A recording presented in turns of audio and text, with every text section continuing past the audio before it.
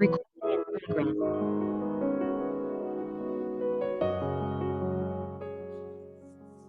Buenos días, les saludamos desde la Asociación Gente para Servir y les damos la bienvenida a este tiempo devocional. Hoy les invitamos para que continúen con la lectura de la Biblia en un año. Hoy, junio 17 del 2021, corresponde leer Marcos capítulo 3, versículos 20 al 35, segundo libro de Samuel capítulos 6 y 7 y Daniel capítulo 4. Marcos 3 del 20 al 35, segundo de Samuel 6 y 7 y Daniel capítulo 4.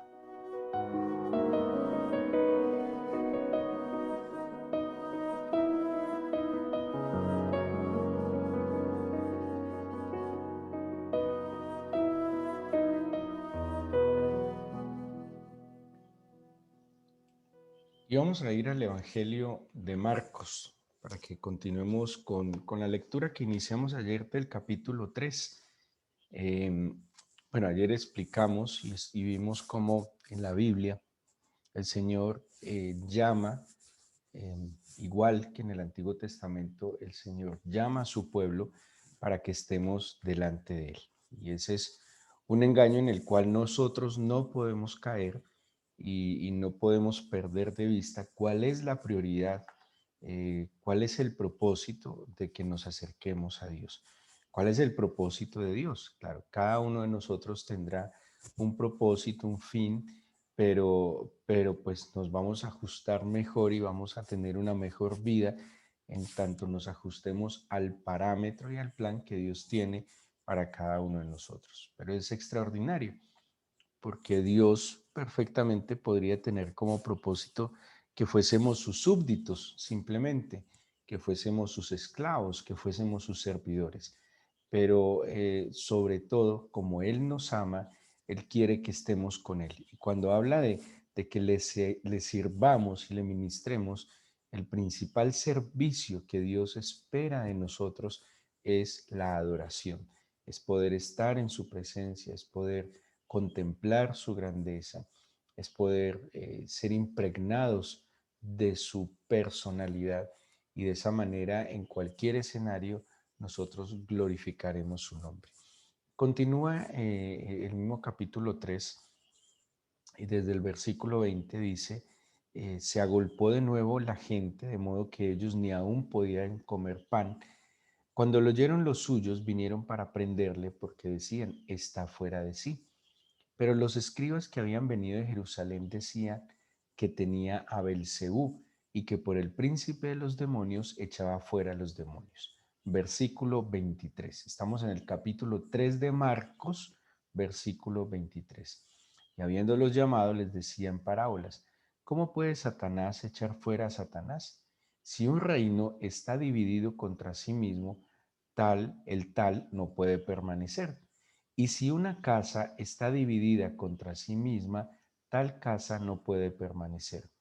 Y si Satanás se levanta contra sí mismo y se divide, no puede permanecer, sino que ha llegado su fin.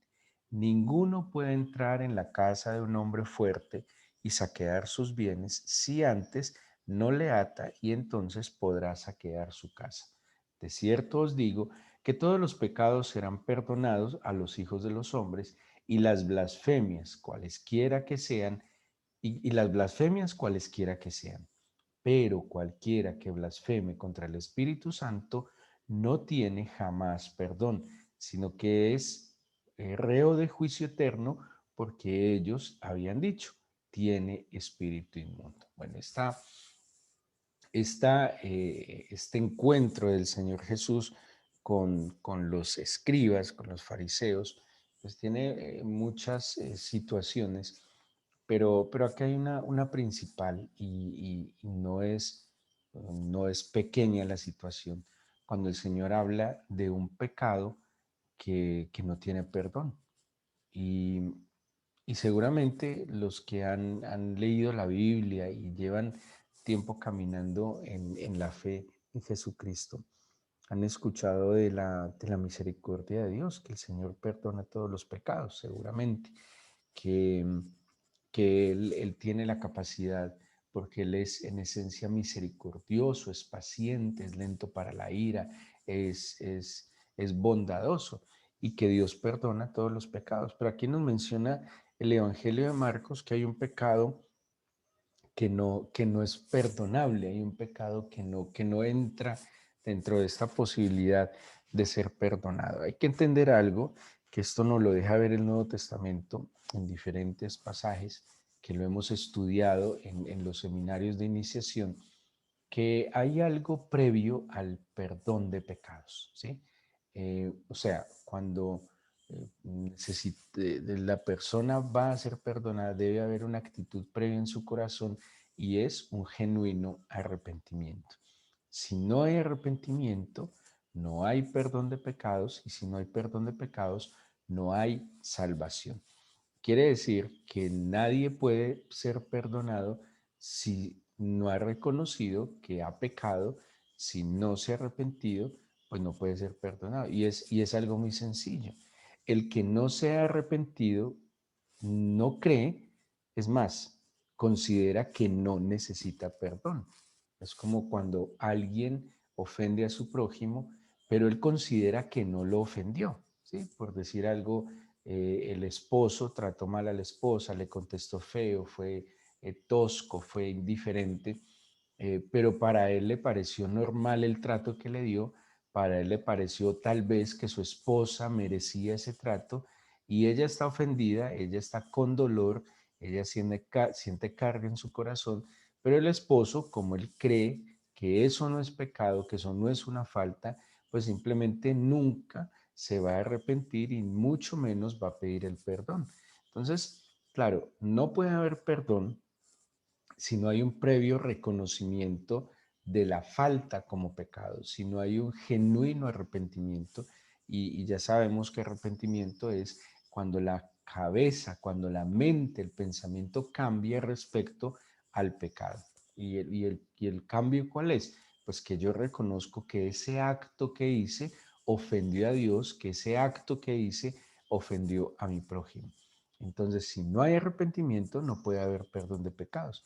Y ese es el punto. Muchas personas, diría yo, muchas personas en el mundo no consideran que necesiten ser perdonados, ¿sí? No consideran que necesiten el perdón. Y por eso simplemente no se arrepienten y no reconocen que lo que están haciendo es malo. Entonces, cuando uno ve las situaciones de conflicto que vive el mundo, el que mata justifica que mató en que el otro le hizo de pronto un mal primero, ¿sí? El que quita justifica que él quitó porque de pronto el otro u otros le quitaron a él primero.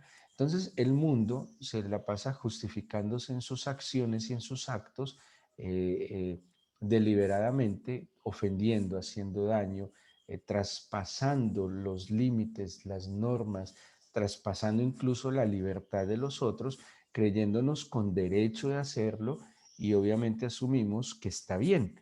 Y esa es una de las situaciones, circunstancias que tiene a este mundo abocado en este caos y en la violencia que lastimosamente se vive al interior de cada familia.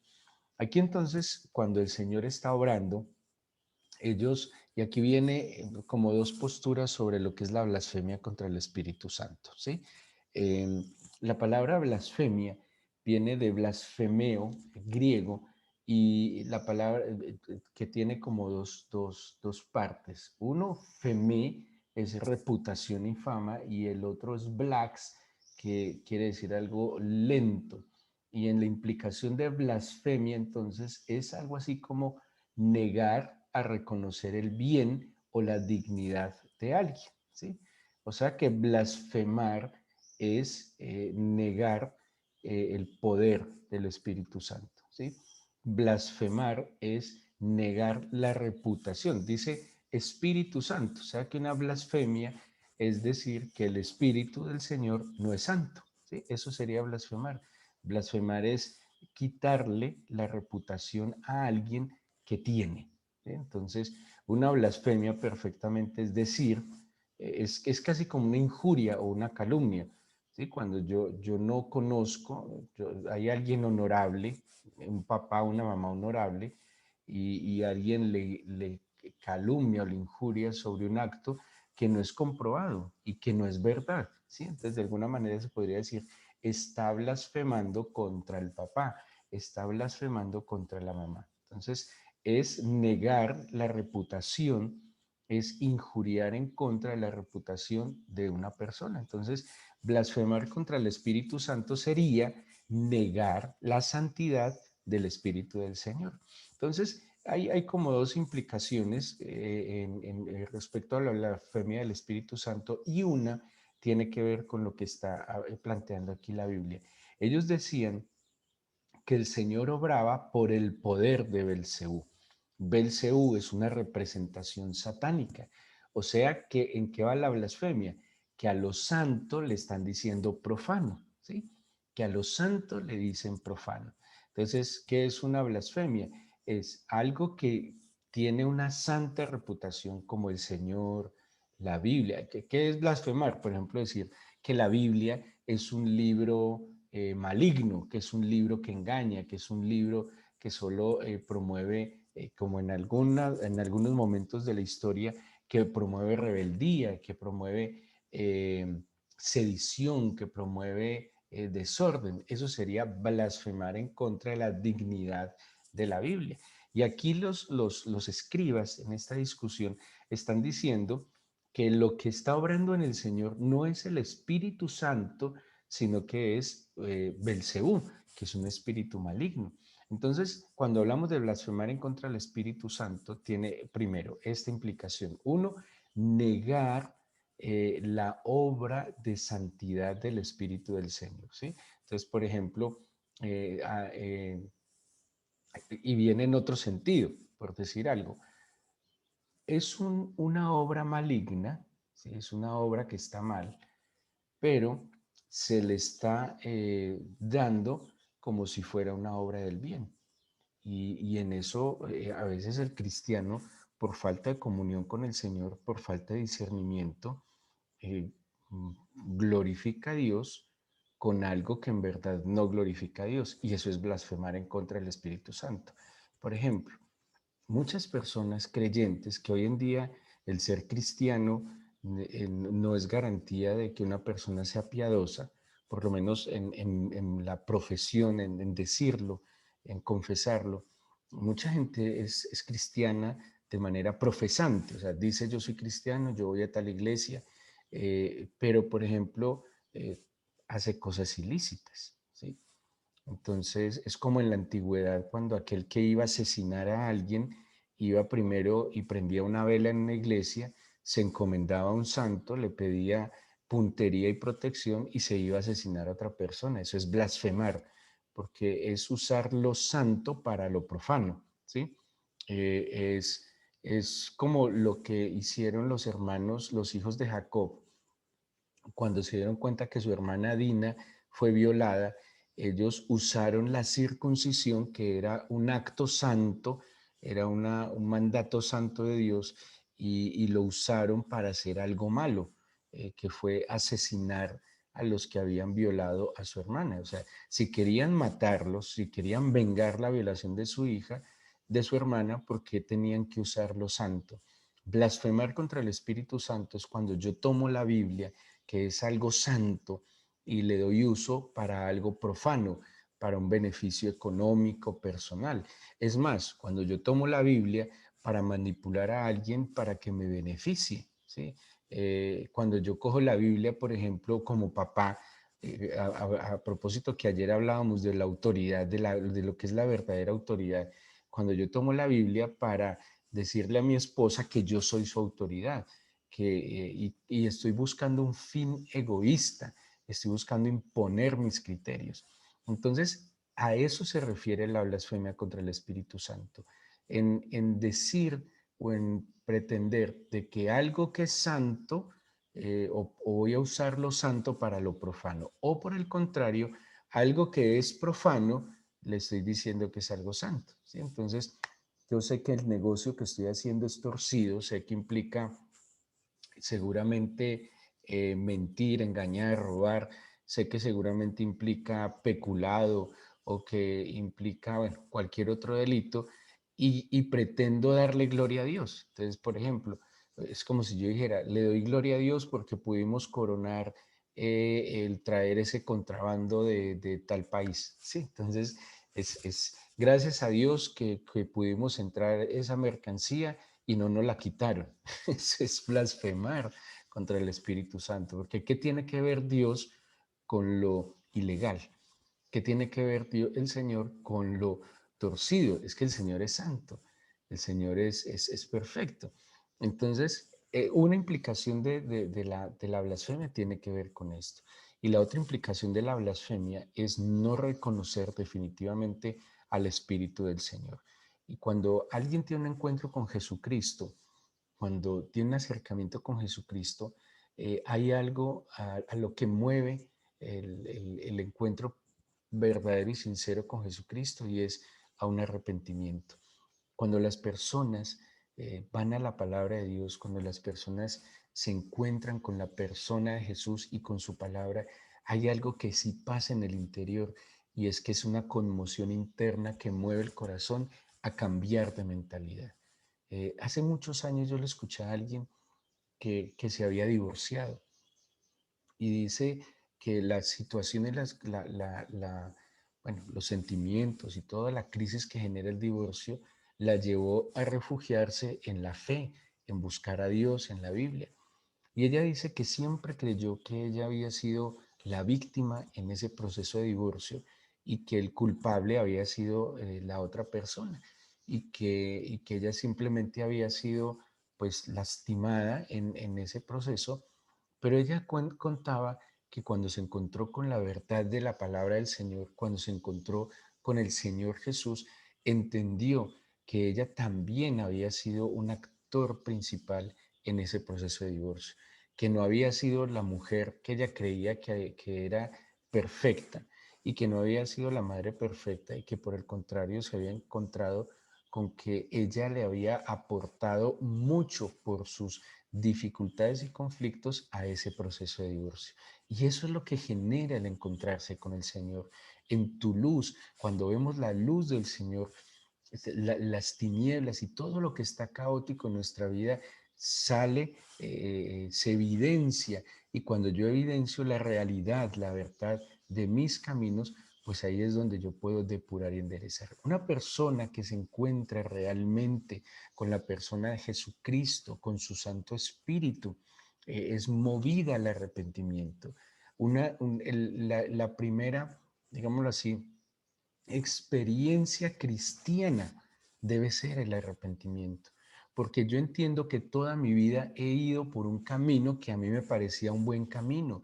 Toda mi vida he elegido el camino tal vez que a mí me ha parecido, pero cuando yo me encuentro con Jesucristo, comprendo que ese no era el camino que debía seguir, que Él tenía un camino para mí, que Él es el camino, que Él era mi verdad, que Él era la vida que yo necesitaba. Y arrepentirme es cambiar mi postura frente al camino de la vida. Y entiendo entonces que yo ya no puedo vivir una vida separada de Él, sino que por el contrario necesito una vida prendido de su mano, que ya no me puedo soltar de su mano. Y ahí es cuando yo me arrepiento, cuando le doy un giro a mi mente y cuando encuentro en el Señor Jesús el perdón de mis pecados. ¿Por qué? Porque fui el papá que quise ser como a mí me parecía, fui el esposo que a mí me parecía que debía ser, como profesional o como empresario o como trabajador, lo hice a la manera que a mí me parecía. Pero cuando me encuentro con Jesucristo, entiendo que no era como a mí me parecía, que había una forma adecuada de ser papá, esposo, ciudadano, profesional, empresario, empleado. Había una forma como Dios lo tenía para mí. Cuando yo me arrepiento, experimento el perdón de Dios. Pero quien no se encuentra verdaderamente con el Señor, pues nunca se va a arrepentir y por eso nunca va a tener el perdón de pecados. Y ahí es donde el negar la dignidad del Santo Espíritu del Señor, pues obviamente no me permite a mí experimentar el perdón de pecados. Por eso, cuando dice la Biblia de que el único pecado que no se perdona es la blasfemia contra el Espíritu Santo, es que blasfemar contra el Espíritu Santo es negar absolutamente la obra redentora del Padre ejecutada a través del Hijo. Pero cuando yo glorifico y le doy dignidad al que es digno, pues obviamente mi mente y mi corazón es movida al arrepentimiento, obtengo el perdón y la libertad. Mucho cuidado, porque muchas veces nosotros como creyentes que nos hemos arrepentido de nuestros pecados, que hemos reconocido a Jesucristo como Señor y Salvador, podríamos, por la falta de comunión con el Señor, blasfemar. Y ojo, que podemos estar honrando, que le podemos estar dando honor al maligno por falta de comunión con el Señor. Es muy delicado porque se vuelve muy sutil. Y cuando nosotros perdemos esa comunión, esa coinonía con el Espíritu del Señor, obviamente podemos terminar yéndonos para el otro lado y mezclando lo santo y lo profano de manera imperceptible. Acuérdense que la Biblia es clara y dice que solo hay dos caminos, la vida o la muerte, el bien o el mal, la verdad o la mentira. No hay un camino intermedio. El que no es conmigo es contra mí, el que conmigo no recoge desparrama. No hay un agua tibia. El agua tibia, dice la Biblia, es un agua vomitiva. O se es frío o se es caliente. O estoy procurando la santidad o estoy viviendo en lo profano. No hay manera de mezclar las cosas. No se mezcla el hierro con el barro. Eso nos lo cuenta Daniel. El hierro con el barro no tiene, es como el aceite con el agua. Yo no puedo estar jugando a las dos cosas. Si algo es sagrado, es sagrado. Si algo es profano, es profano. Mi casa, si mi casa ha de ser una casa de oración, ha de ser una casa para lo santo. Y yo tengo que discernir qué es lo santo y yo tengo que discernir qué es lo adecuado. Si mi familia, si mi vida, si mi matrimonio, si mi trabajo, si todo lo que yo hago es para santidad, entonces todo tiene que ser bajo, digámoslo así. Hay una expresión en los judíos que es kosher, y kosher tiene que ver con algo que es sujeto a la regla. Y ellos, por ejemplo, lo aplican mucho al tema de la alimentación. Y son unas normas que aprueban de que esa alimentación es conforme a la regla, conforme a la norma. Y si yo he de propender a la santidad, pues obviamente todo lo que yo haga debe ser ajustado a la regla. Así me salga más caro, así me cueste más, así me implique más esfuerzo, porque es que eso es el camino del Señor. O sea, yo no puedo pretender hacer una obra de Dios con algo que viene de la obra de Satanás, ¿sí? Entonces, son cosas muy delicadas y uno como cristiano puede de alguna manera blasfemar contra lo santo, aduciéndole a algo profano, algo de santidad. Entonces, pero ¿cómo concluimos y cómo podemos guardarnos de esto? Comunión. Cada día. Yo cada día debo ir al Señor, someter todos mis asuntos al Señor. Todo lo que me genere duda, hay que prestarle atención.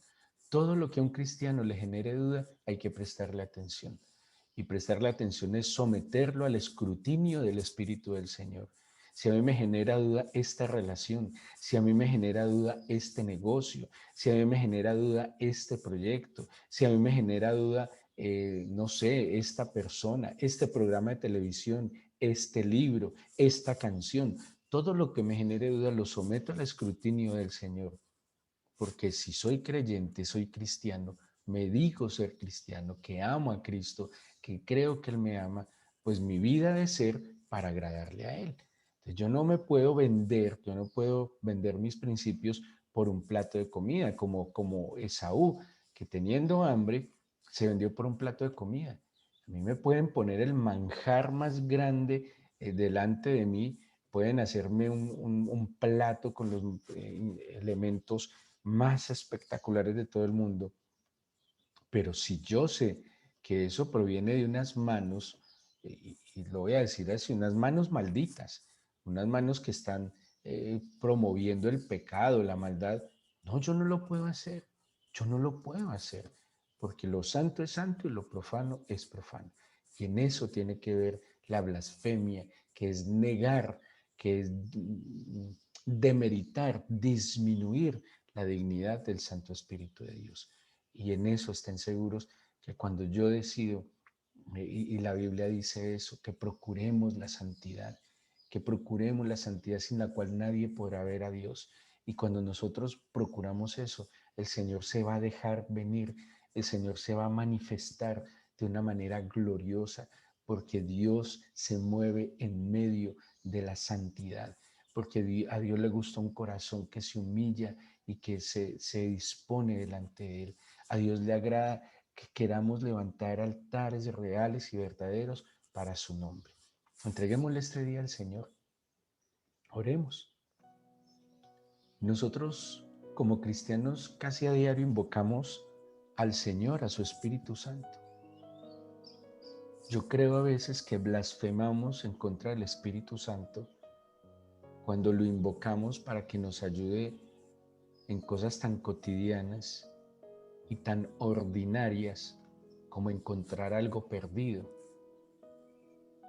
Yo creo que a veces blasfemamos contra el Espíritu Santo cuando no hemos estudiado para cumplir una responsabilidad y le pedimos que nos ilumine.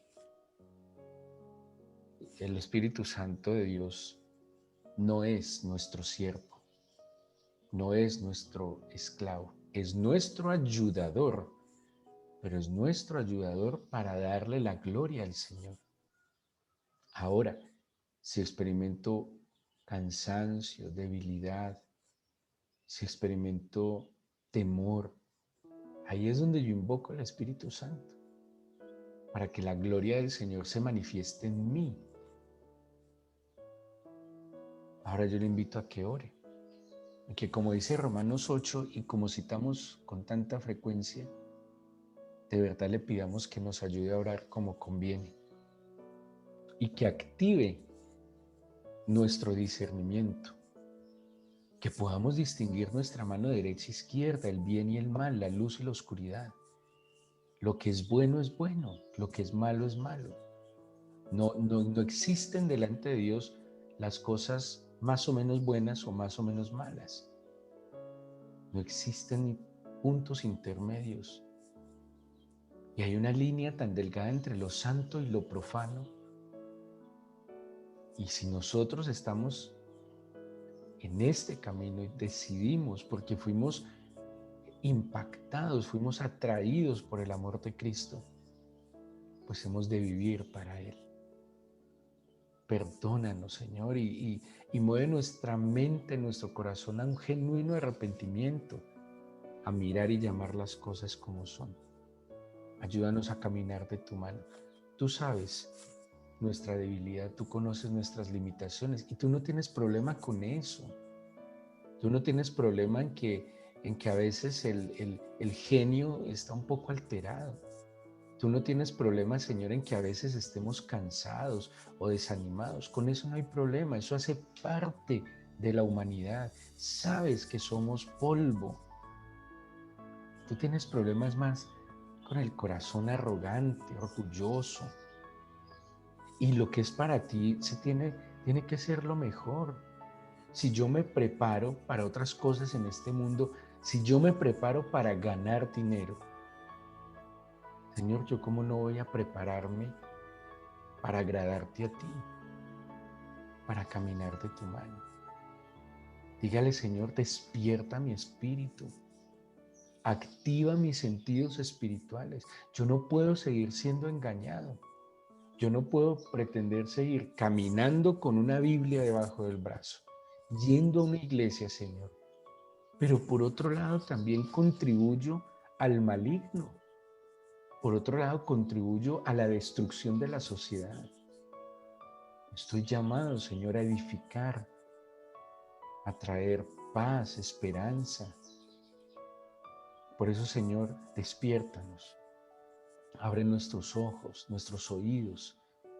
Dispón nuestro corazón. Delante de ti las cosas solo tienen un nombre, Señor.